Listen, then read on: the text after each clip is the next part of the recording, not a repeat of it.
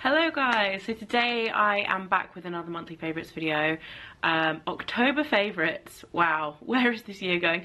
I've got 6 favourites that I've been loving this month, a couple of rediscoveries, a few new releases. Starting off with skincare, I've got 2 skincare favourites this month, and one of them is a new release from Origins, and I haven't used much Origins products in ages really, but I've kind of loved the ginseng range over the years. I've kind of like gone in and out of phases of using it, and they've just released a new serum which is called the Into the Glow Brightening Serum. So it's a vitamin C serum with hyaluronic acid as well, so it's hydrating and brightening. I have previously been using the Ole Henriksen vitamin C serum, and this one I'd say, like, in terms of what they do and day to day as a morning serum, they're very similar, but this one, as the name suggests, although ginseng obviously is like a whole range for Origins, but it's really zingy on your skin. Like, it feels really cooling and kind of slightly tingly, and just really I find it a really nice thing to use in the morning, just to kind of like, you know, pep your skin up. And it's really a lovely texture as well, so when you apply it, it feels really nice. So far so good with this. This has kind of replaced my Ole Henriksen, which has been a favourite for ages, so it takes quite a lot to knock that off the kind of vitamin C top spot for me. Really liking that. And then the other discovery is a bit of a game changer when it comes to facial SPF. My friend gave this to me actually, and this is a sample size of 15ml, but I'm going to be purchasing the larger one. I believe it's £15 for 50ml when it's in the larger size, but it's called SOS SPF 50. I believe the brand, like their website, is SOS Serum, and they call this a SPF serum. It's actually a mineral sunscreen rather than a chemical one, but you wouldn't actually believe it by the texture. It's like it's not like a serum. This is why it's confusing that they call it SOS Serum, but it's essentially like a really, like, what looks like a thick cream, but when you start rubbing it in, it literally disappears into the skin in seconds, which is kind of crazy for a mineral sunscreen. Like, normally they're really chalky, greasy. This feels like a balm, like a super moisturizing balm, and it's formulated for sensitive skin, so you can use it on kids as well. And it's just amazing, and it has this like semi-matte finish too. It is incredible, really affordable, and I can't believe I didn't discover it sooner. It's amazing, and also really hydrating as well for this time of year. I feel like it's one of those SPFs that is not like, it doesn't feel too summery, if you get what I mean. Like, some SPFs feel like they belong in summer. This one feels like a winter SPF, like it's almost quite cocooning for the skin. Seriously amazing. Like, I am in love with this stuff. For makeup, I've got 3 makeup favourites this month, and 2 of them are rediscoveries, but I wanted to talk about them because I'd forgotten how much I like them, so I feel like you guys will have forgotten about them as well. The first one is the Estee Lauder Futurist Hydra Rescue Moisturising Makeup SPF 40. I think this was a favourite of mine around the beginning of the year. If I can remember rightly, I think it launched, was it like right at the beginning of lockdown? Either way, this stuff, I'm just like squishing it together because it's kind of separated a bit. I had forgotten how good this stuff is. Genuinely, it is like so glowy. Like, I put this on and then a few hours later look in the mirror and be like, wow, my skin looks so smooth. And I don't know quite how it works in that respect, because it just smooths everything out, makes you look absolutely radiant and flawless, but it's not heavy. It's very, very hydrating, as the name would suggest, Hydra Rescue.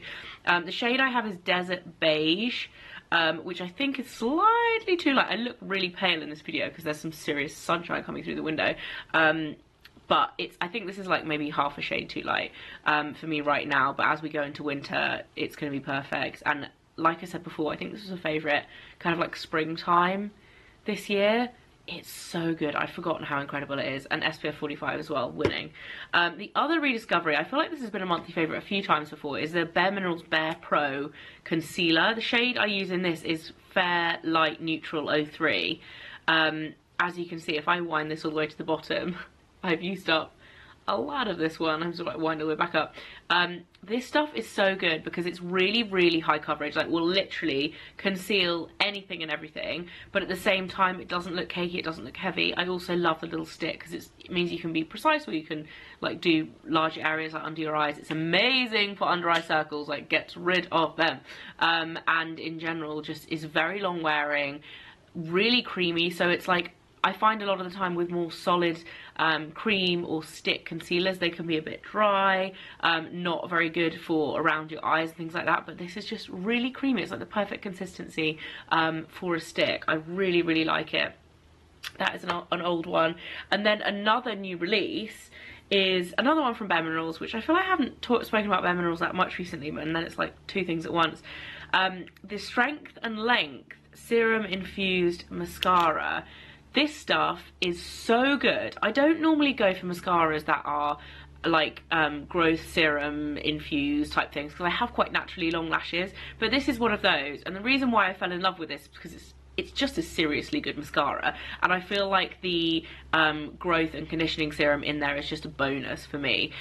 Most of the time with these kind of mascaras, I find that they're not great mascaras, but you know, regardless of not whether the serum element works, but this seems to do both. Like, my lashes are in really good condition. I've been using it for a month straight, and I've genuinely noticed a difference in the condition of my lashes and kind of how like less are falling out and things like that. Like, genuinely, my lashes look amazing, but when you use it, oh my god, it gives you so much length, so much volume, but at the same time it's like got that flutteriness. The brush is like really flat and wide. I don't know if you guys will be able to see this. It reminds me of some kind of squash bug. Like, the bottom is really flat like that, and then the top is super wide. So when you're putting it on, it's like you're literally like pushing the whole of your lashes up. It feels like you're curling your lashes when you're not, and it like lifts your lashes, fans them out. It gives them like the most fluttery kind of lightweight looking, like gorgeous defined yet fluffy lashes ever. Really, really love this. Really rate it. It's new, but I don't think it's new. I think it's been out for a couple of months, but really, really brilliant, and I would 100% recommend that. The other thing, last thing that I've been loving is a lip balm. It's that time of year now for me. I get the driest lips, and to be honest, it goes into like eczema and goes underneath. I don't know if you guys remember my Vlogmas vlogs from last year when I had like a line under here that looked like I've been way overlining my lips. Basically, my lips just get super, super dry as of the last couple of years, and this lip balm has been amazing so far. So I love Emma Hardy. I haven't used a lot of her skincare for ages, but when I have done in the past, I've absolutely loved it. Her cleanser is amazing. But this is her new lip balm. It's called, it doesn't have a name on the back, I feel like it's probably just called a lip balm. And it's pretty much all natural. So it's got shea butter, cocoa butter, peppermint leaf oil. So it smells minty. It's like really lightweight. It's like, it looks like I've barely used any, because when you put your finger in it, it's super thin. Like, you can tell it's like oil based because you take a tiny amount and a little bit goes a long way, and it like melts into your lips. So nice, so hydrating, and just really comfortable to wear, and it feels lovely on the lips, and it has that slight pepperminty smell as well, which is just, I really like minty lip balms. I think they're just a really nice scent to have a lip balm in.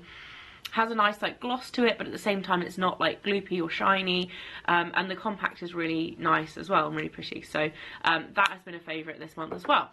And that is it for my monthly favourites. Short but sweet this month. I hope you guys enjoyed it. Let me know in the comments if you have discovered any new things that have come out. Seriously, if you buy one thing this month and you're looking for a new SPF, this stuff is amazing. You can get it on Amazon. I'll put a link below to Amazon, but also to their website, because they also do, if you have super sensitive skin, they also do, I think they started off doing just a plain moisturizer version of it, but the SPF is right there. So good.